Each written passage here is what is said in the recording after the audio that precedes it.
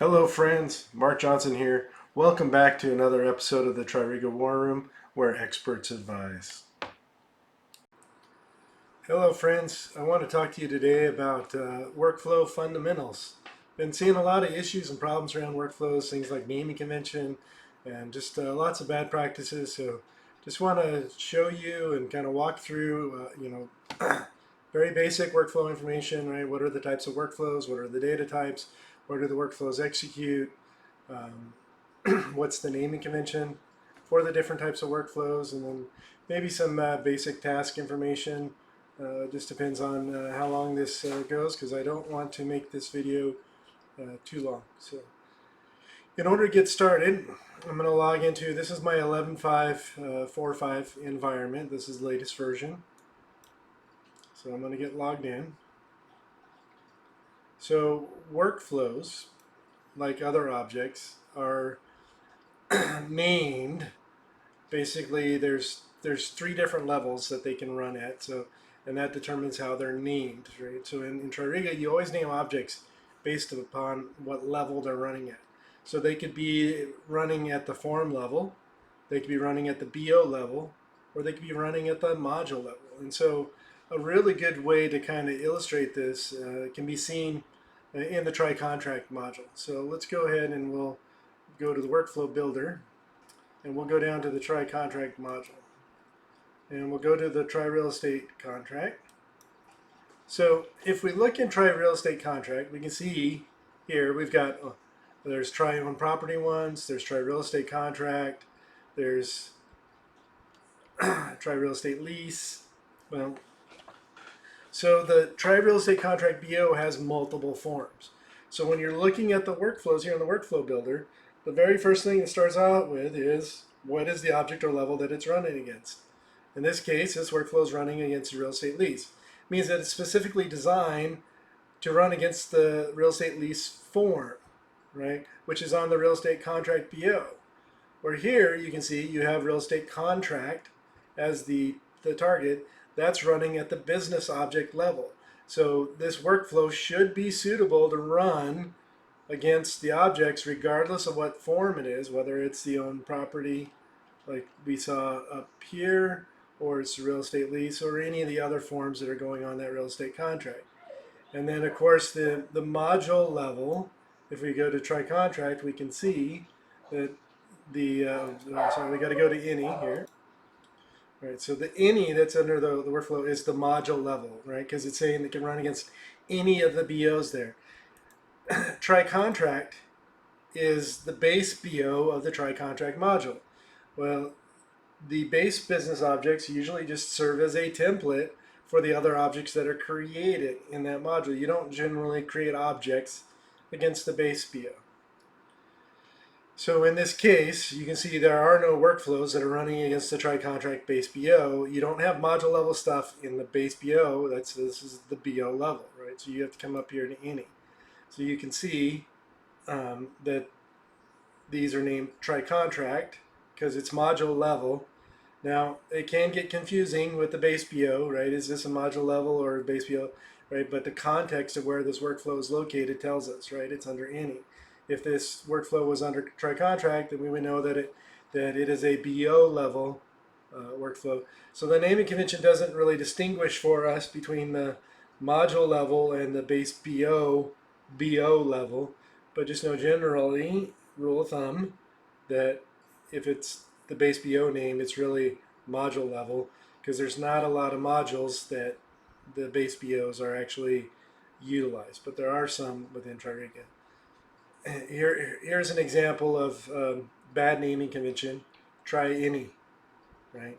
It doesn't tell you, just seeing this name doesn't tell you what the module, what the BO, or anything else is. So this is a very poor instance of naming convention in the shipping product.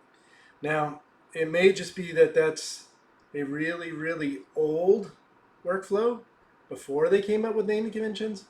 I'm not sure. I'm not going to spend the time going into it.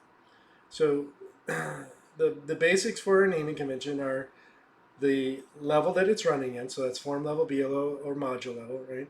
Then the next part is how is this workflow called or triggered, or what's causing it to execute, right? So in order to know that and to understand that, you have to know the types of workflow there are. So I'm going to come and I'm going to just go to create a new workflow so I can illustrate this. All right. So if I click on the start task, we can say the concurrence, right? So the concurrence corresponds with the type of workflow. So it can be synchronous workflow. It can be a subflow workflow, which the subflow is really just a special type of synchronous workflow. And then, or it could be asynchronous. So we'll start with asynchronous first. So asynchronous workflows, they're event-driven workflows. So an event happens in the system that the workflow is listening to, and then when that event happens, an event gets queued up and put into the workflow event queue, and then if there's a workflow that's listening to that event, it will then get triggered. Now there are many types of events, as you can see here in the drop down, right? Now the events can correspond to the state transitions for the business object. Right? Now just note that the workflows on your sub actions in your state transition are not asynchronous. Those are synchronous. Synchronous workflows are called. But you can have events triggered by those state transitions and workflows that listen for those events that are triggered. So in the workflows, you will see the different state transitions there. Some of the other things that can happen: associate events. So when a record of this type gets associated to another type of record. A deassociate event, if this type of record gets deassociated from another type of record. We have workflow queue accept, schedule event create, schedule event start, schedule event end. So these are around schedule events. Workflow delete from manager. So if you have a manager query and you're trying to delete the records, this will actually fire and intercept. And you'll see this is there's actually many modules that are like people, organization, that sort of thing, where there are module level workflows that are listening for this event, and what they do is they intercept the delete and instead they transition the record to retired. So if you're ever trying to delete records and they disappear during query and then they reappear shortly later, it's probably because you have a module level workflow or a BO level workflow. I have seen both that is intercepting that delete, and it is then transitioning them to retired instead. So if you really need to delete those records, you're going to have to retire that particular workflow, and then you can delete it so even though the event is going to be created, there's not a workflow that's listening for it, and so nothing will happen. The workflow wizard cancel. So if somebody clicks the X to close the window on the form, right? That's a cancel event. Well, that can be listened for and something can run. There's system data connect process job, meeting request, calendar event. Right? There's more stuff that's here related around the integration and stuff for the TRIRIGA reserve. So asynchronous events, they get put into a queue and they run in the background. So you use asynchronous driven workflows whenever you do not have a user that's specifically waiting for an action to happen, right? Stuff that can go into the background and run at a later time. Those are perfect for asynchronous workflows. So we'll show you here later in the admin console where you can kind of monitor and see that workflow queue. Now, the way that workflow queue works when that event is generated, so you've got a workflow event queue, and your workflow agent, which is generally on the process server, will pick those up and start processing them.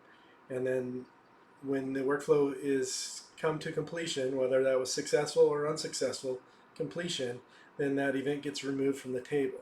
So if for some reason you had asynchronous events and workflows that are running and your system crashes and you have to restart it, and by the system I mean the TRIRIGA server itself, not the user's laptop logging in to the front end, then what had happened is that workflow gets killed, obviously, because the system crashed.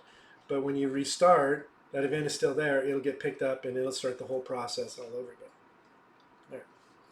That's asynchronous workflows. So the naming convention for asynchronous, so let's say this is module level, so we'll go ahead and stick with module level, right?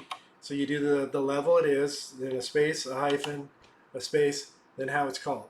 If it is a synchronous workflow, synchronous workflows are called, you would type in synchronous. Space, dash space, right? If it's asynchronous, you do not write asynchronous, right? That's bad naming convention, right? For asynchronous, you put in how is it triggered, or what is the event that causes this to fire. So let's say we're doing something on the try process event, right? Then you would say try process, and then that's the naming convention to this point. Now, there are a couple special cases here because some of the events involve multiple objects at the same time. Specifically, your associate and your deassociate events, right? In that case, you always put in what that other object is. So let's say I'm trying to create a workflow here that is going to be module level, and I want it to run whenever a contract is associated to a people record. Well, then I would leave it at module level, and then I would set this to associate. So let's scroll down to where you get to associate.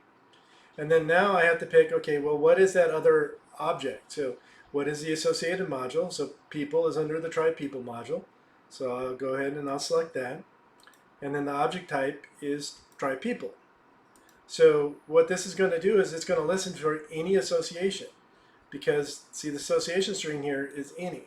Now that's bad practice to leave it as any. Now sometimes you don't have a choice because it's module level, and different BOs might have different associations from that same object. So to get it to run against all the objects, you have to say any.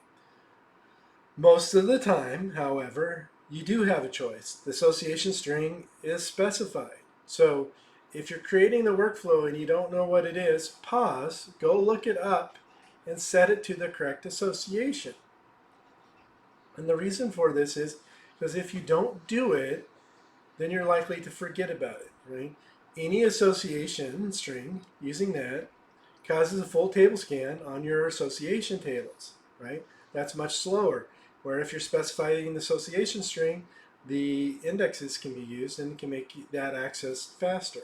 So just like you also don't want to use any, right? And when it comes to queries and your associations and your filters, whether it's an advanced filter or just a multi-BO join. So when you have an associate or a deassociate, right? Again, you're going to put what the event is. In this case, it's associate, right? Now you have to say, well, what is that other object? So in this case, it would be try people, right? And then a dash. So for my associate and deassociate, I've got an extra piece of information in there that I don't have for the other, right? Because all the other events, it's single object, right? It's against my object, right? Those events, multiple objects, because when it's happening, when this workflow runs, right, it has a handle both on the contract record as well as the people record, right, that is being associated to that contract. It has a handle on both of those things, right? So for synchronous, you would type synchronous, right? For subflow, you would type subflow. So the subflow workflow is a special type of synchronous workflow. So to understand what the difference is, right, we need to talk about how synchronous workflows are called. So in TRIRIGA, you can call synchronous workflows in many places. One place is a sub-action on a state transition, right? So a prime example of this would be your permanent save validation workflows, right? Those are being called on a sub-action of the workflow. So that state transition gets triggered, right? So that's going to then go and call the workflow that's being called in the sub-action. So if it's the permanent save, right? and then that permanent save exits. And so if they're in that permanent save, if there was a save permanent data, then the workflow would then go ahead and transition to the next state. If it wasn't, then it would not transition to the next state. And we'll talk about that in just a little bit as we talk about the data types. Another place you can call workflows are, you can have like on change or on click actions on forms that call your workflow, right? Or even, in queries now, you can have a query in the query, you can call a workflow to run against a query set, right? So the synchronous workflows, they're called, and they're generally done when you're expecting something to happen, right? So for instance, like an on change, right? Maybe I need to validate a date is in the proper range, right? Like, hey, you can't set a lease that starts before it ends. Oh, I'm sorry, that ends before it starts. So you would have an on change workflow on that end date. And so when the user clicks out of it, you would have it call this workflow, and then you can do it, right? You can also call workflows, synchronous workflows, from other workflows. Well, subflow workflows can only be called from other workflows. You can't use them and hook them up in any of these other places.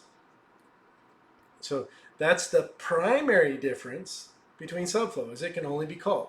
So if I have a subflow workflow that has a logic that I want, and I'm wanting to put it on a sub action on the state transition in the data modeler, I can't do it. If I go and I click it, it's not even going to show up there, right? I would have to convert the subflow to a synchronous workflow or make a copy of it that's synchronous. Now, one other big difference with subflow workflows deals with parameters. So in TRIRIGA, you have the ability to use variables and pass variables, which are record sets, from one workflow to another. So when you have a workflow that's receiving the variables, you have to set parameters for it. So you do that by clicking under the parameters. And you can see here, right, the columns. You would have the name, the variable, and then there's a required column, right? Well, subflow workflows, you have the ability to set that particular parameter as being required. In other words, the workflow will not run and execute without that parameter being set. In a synchronous workflow, when you're going to set the values of your parameters, the required is grayed out and set to no. So a regular synchronous workflow, you cannot set a parameter to be required. With a subflow, you can. So again, subflows are just a special type of synchronous workflow. They can only be called from other workflows, and you have the ability to make a parameter required. That's really what differentiates them, right? All right. So going back to our naming convention, right? There's our third part of our naming convention now is basically going to be what kind of brief description or something that's going to tell us what this workflow does, right? So let's say it's a synchronous workflow, and let's say it's going to create a log record, right? So we'd say create log record, something like that. So just a little bit of a brief description. Now, obviously workflows can get big and do lots of different things, right? So you want to kind of have something that gives the gist of what this workflow is trying to accomplish. And so one thing also, right, that is helpful for your synchronous workflows, because again, they can get called in different places, right? They can be called from other workflows, they can be on sub actions, they can be on a click or an on change on a form. So it is helpful to know when you have a workflow that's being created specifically for an on-click or an on-change event, that you put that in here like this, right? Because that tells us that, hey, this workflow is dependent on a form, right? And it's dealing with temporary data, which we'll talk about data types here in just a second. And so it's expecting that form to be open. Well, you don't want to call that workflow then really if on a sub action, right? Because it's not going to have the form open necessarily, or it may, right? Just depends on what some of your properties are, right? Maybe you're closing. So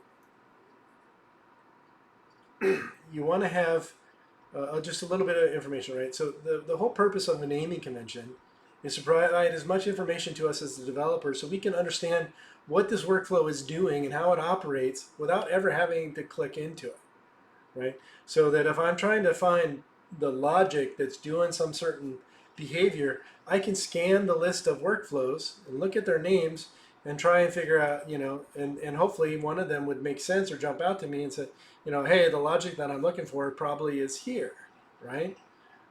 If you're not going to use a naming convention that helps you do that stuff, you might as well just name your workflows workflow 1, workflow 2, workflow 3, workflow 4, because you're going to have to click into them and go and see and figure out what they're doing, right? It'd be horribly inefficient and a terrible process. All right.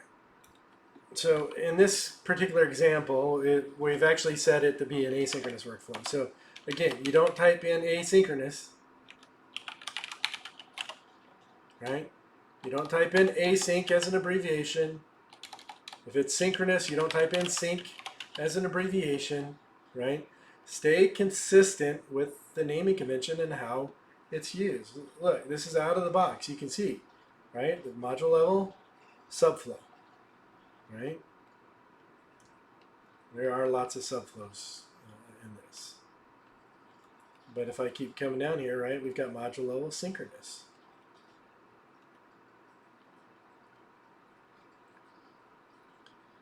So you don't see out of the box with it sync. You don't see it out of the box with async. Remember, it's all this second part is always how is it triggered, right? So for asynchronous, it's the event. So in this case, I would say associate, and then try people, and then based off of the association string. So let's say that we're listening for the has person, right?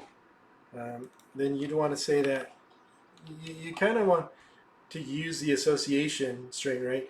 You want to say what it's listening for, right? Because you could have multiple asynchronous workflows that are listening for an association between the same objects but different association strings, right? And again, you don't want to have to click into each one of them. So give the information as far as how it's being used, what this is doing. In this case,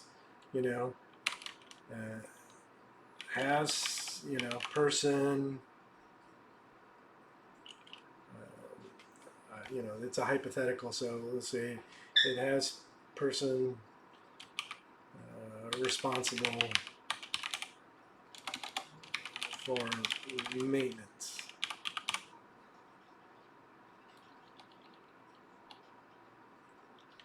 Which is probably a bad example for Elise, but you get the you get the gist here, right? So you want to just have, and if you want, right, even on the associate, you can then, right, put a dash, separate that association string, make it obvious again. What is this running against, right? What is it doing, right?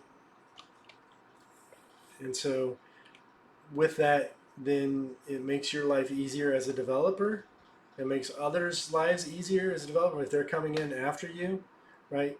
Using proper naming convention is extremely important because sometimes, right, all you have is a name, right? And so if your name isn't good, then that can create more work and issues for you. So for instance, if you see an error in the error log and it says, hey, this try any deassociate line items, TV has a problem. It had an issue, it crashed, whatever it was in the error log. How do you find what module that is, right? You don't know, right? So it's a little complicated. You have to either go and create an OM package that you use for search to go and look it up and find it, and then you can navigate to it, right? So that's going to take you time, or you're going to have to query it through the database in order to identify it. And again, that's going to take time. Where if you just named it correct, if I saw on the error log that this contract subflow calculate LT and ST liability value had an issue, I would know immediately, okay, that's in the try contract module and it's module level. So I would come right here to any and I could come down and find it, and then I could dig into it. I could look at the instance. I could try and figure out what's going on, right? It's more efficient, makes my life easier. All right, let's go back here to our workflow. Now, the next big thing is going to be data types. And the data types really only matter on the synchronous workflow. You don't get to choose them. So subflow, even though it is a special type of synchronous workflow, you do not get to choose on the data type. Uh, so the data types are permanent data and temporary data.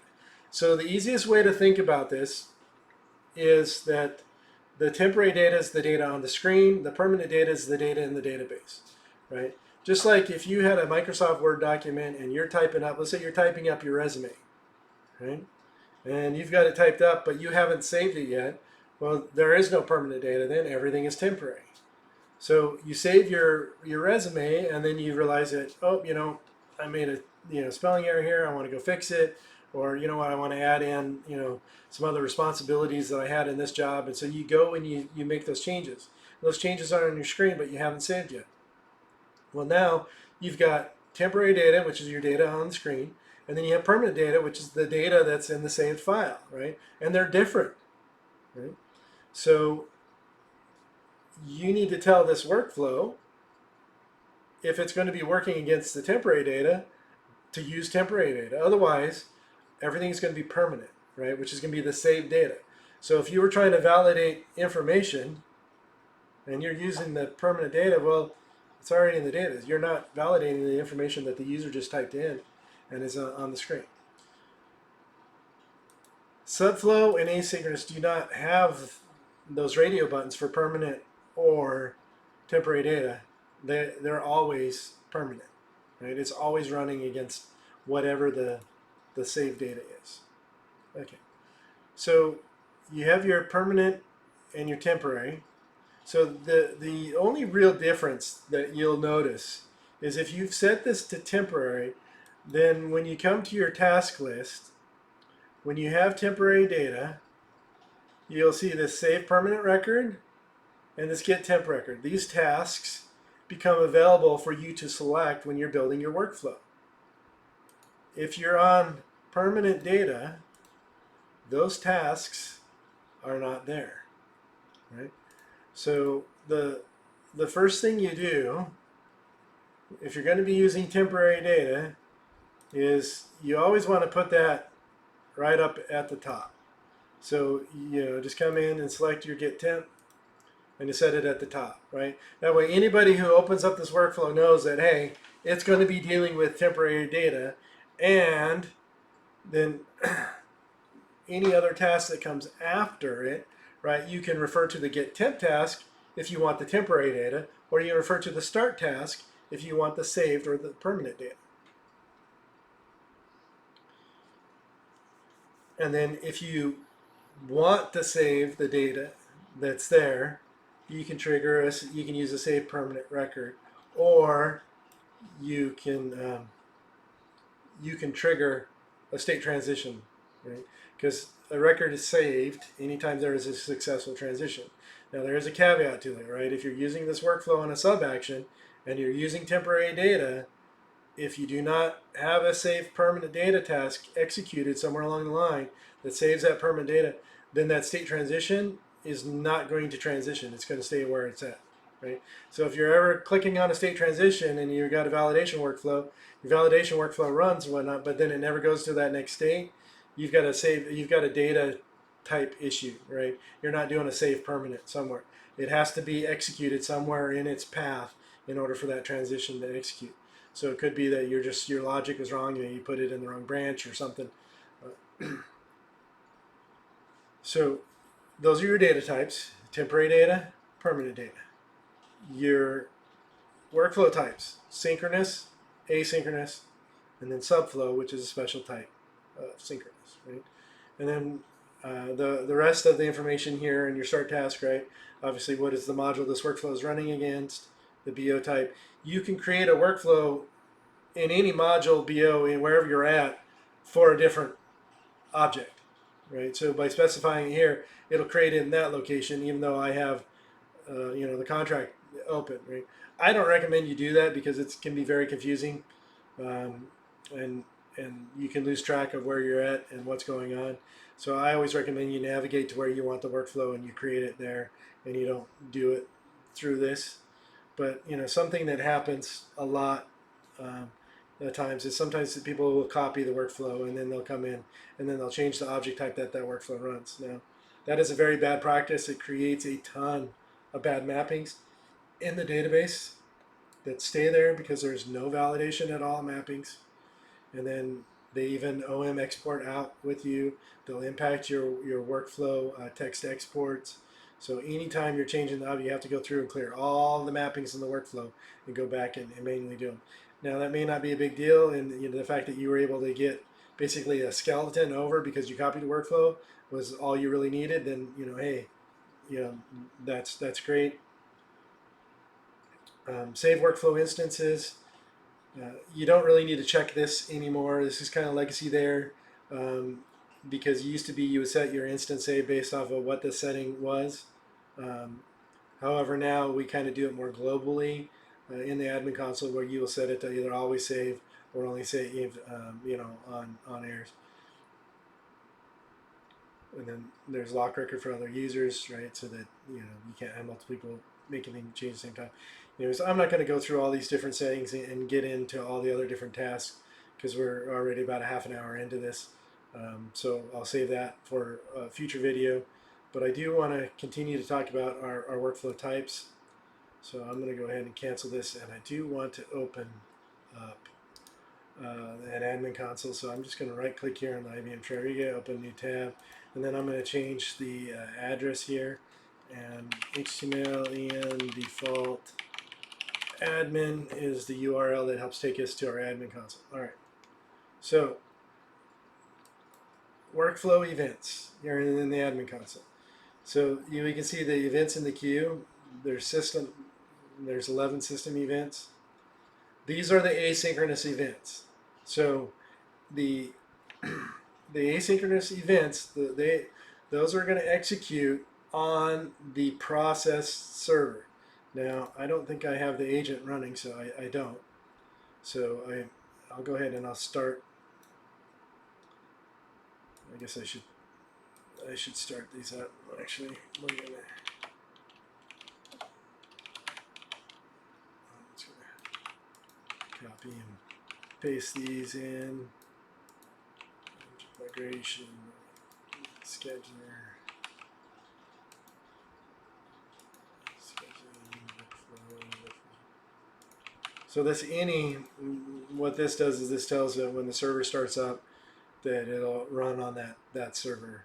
If you've got multiple servers where you have app server and process server, you specify the server that the different agents run on, because the agents don't all run on a single server; they are split up. But your workflows, your asynchronous ones, those are events. Those run on the process server. You can see we started it, it cleared it out, right?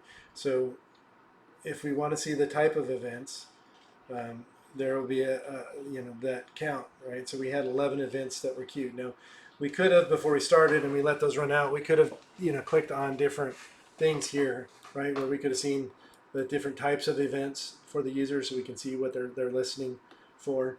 So you want to keep an eye on the queued up events. If it starts getting really high, right, 10, 15, 20,000, right, then you probably need to adjust your workflow threads setting, right? So if I go on the workflow agent information, here's where we control, right, the instance save. You can see by default it's on errors only, and then this is nice. They moved the in-memory smart object mode out here now, so you no longer have to do the hidden menu. That's great.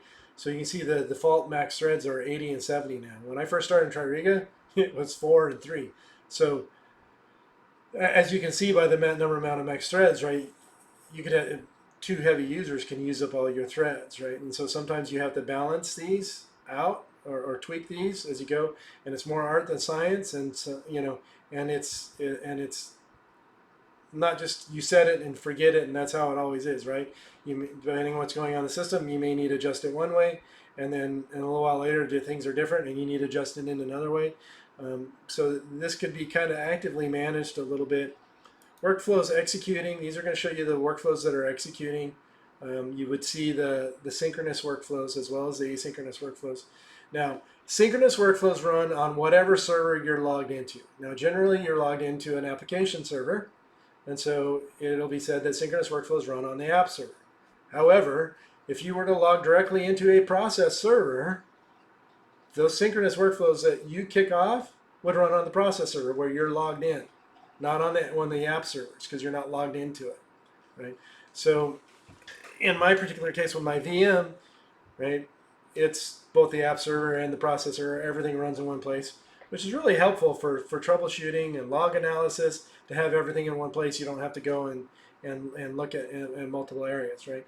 And so that's one of the tricks that I use when I'm troubleshooting and stuff is I will go and I'll log directly into the process server, so I only have to set settings to capture one log, right? And I can turn on my additional logging there, and I can just go through one log file and not have to reconcile multiple log files. So asynchronous workflows are going to run on the processor, right?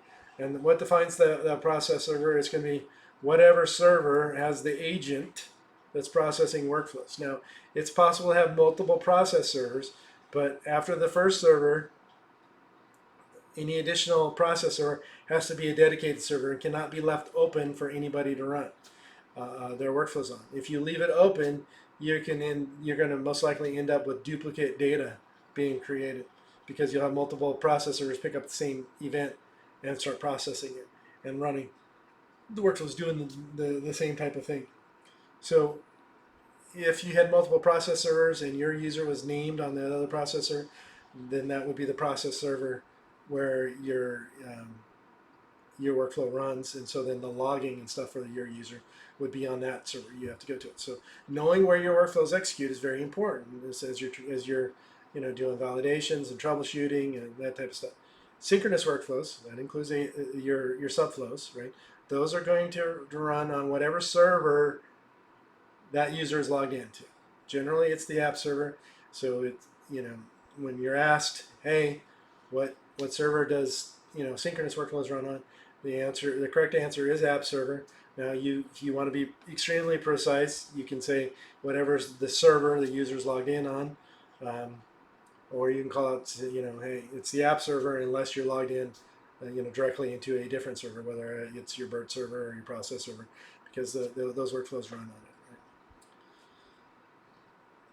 So those are your basic workflow fundamentals, right? It's very important as you create workflows. You know how to name them correctly. You know what the naming conventions are. I've been seeing a lot of bad naming convention being used. People doing things like, sync dash or even using async or asynchronous, right? That shows that whatever that user was that created, they lack a fundamental understanding of workflow building and what it is, right? Because the naming conventions, they're called out in the user guide, right? So if you look at if you've taken any of the training, right, it's called out and taught in the training classes. If you've taken the certification exam, right, there's questions on this, right? So it's something that's important and that you should you should get to know. So with that, I thank you, for your time. I will do other workflow related videos that will dive more into some of the logic. Maybe I can even find a good workflow to go through and just kind of dissect and kind of explain what is going on and kind of how I look and troubleshoot some of that stuff. Again, your workflow agent is important to know because as you saw, right, when I came in here, my agent wasn't running, so I had events that were backed up into the queue. Right? And if I had triggered a workflow that was asynchronous based, right, it wouldn't have executed. It would just gone in the queue and sat there, and I would have been sitting and waiting and refreshing it. Why is my queue emptying? Right. So it's important to know what things you have to do to get your workflow to run. Right. You need to make sure your agent's on. If it's asynchronous, right, where you can check it, your workflow is executing. In this case, I've got a single server, so any logging or issues is going to go into the error logs.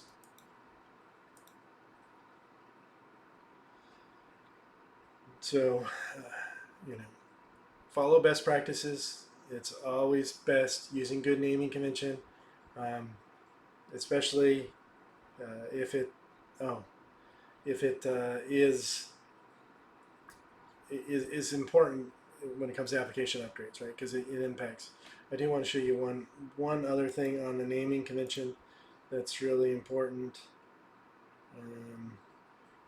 We'll create a new one here. All right. So I'm going to create a new custom workflow. All right.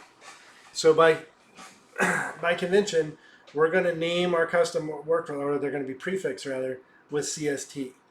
So if this is module level in the try contract, really the proper way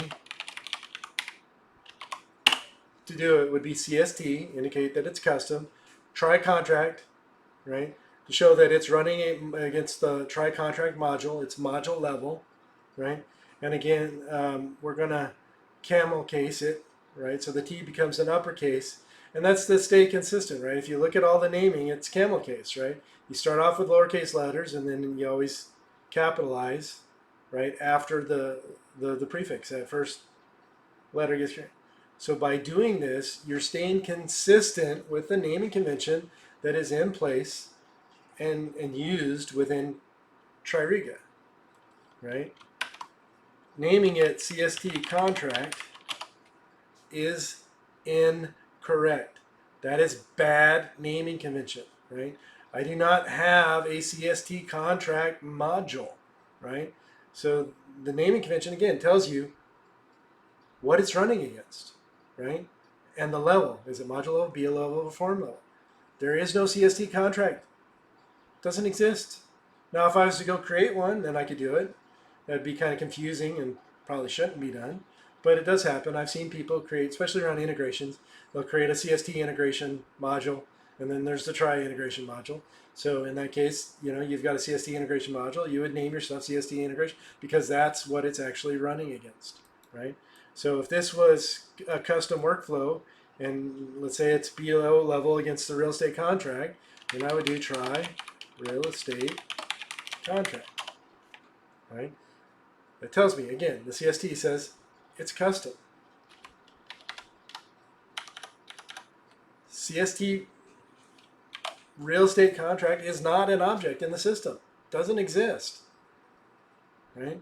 That's the fallacy, and that's what's wrong with that old naming convention that is still used by a lot of old timers, right? It's incorrect, right? Because you're not specifying the object that it's running against, and that's how all the objects are named in TRIRIGA.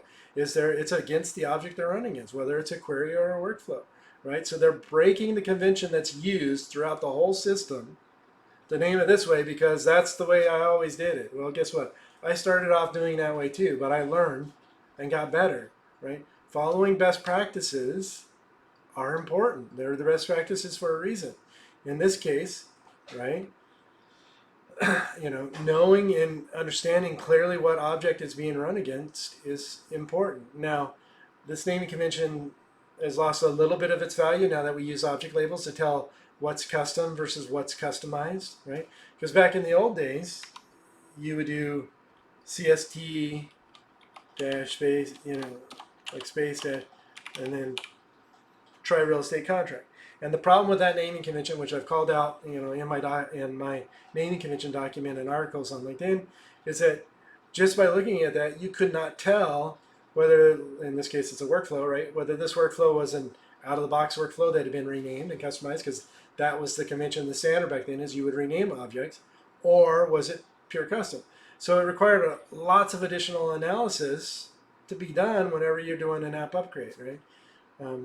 The object labels remove that from us now, so you're not wasting the time. You know that it's custom, but it's still incorrect. It's not consistent with the rest of the system, and it's not exactly clear as to what the object is.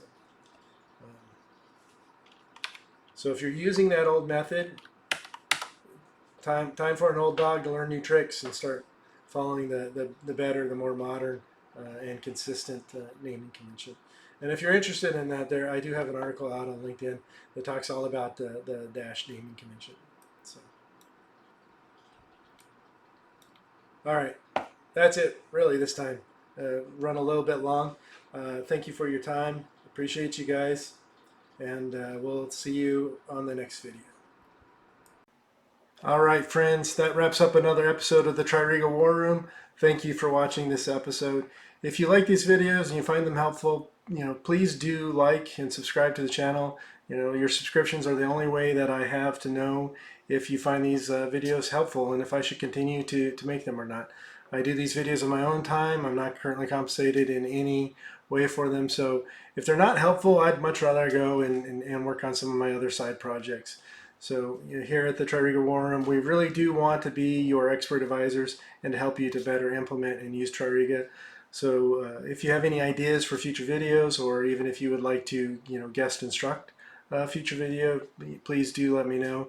Again, thanks for watching. We look forward to seeing you next time.